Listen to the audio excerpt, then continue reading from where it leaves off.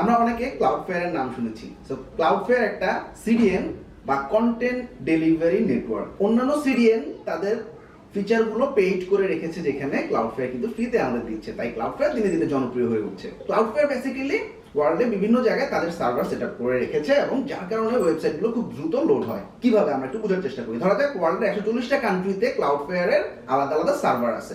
তো আমি একটা ওয়েবসাইট আপলোড করলাম আমার সার্ভারে, সেটা যখন আমি ক্লাউডফেয়ার ডিস্ট্রিবিউট করে দিই তখন দেখা যায় ক্লাউডফেয়ারের বিভিন্ন কান্ট্রিতে এই ওয়েবসাইটটা ডিস্ট্রিবিউটেড হয়ে যায়। যখন কেউ একজন ইন্ডিয়া থেকে ওয়েবসাইটটা ভিজিট করতেছে তখন কিন্তু ইন্ডিয়ার নিয়ারেস্ট সার্ভার থেকে ওয়েবসাইটটা লোড হচ্ছে, দ্যাটস ওয়াই ওয়েবসাইটের স্পিডটা খুব ভালো থাকছে।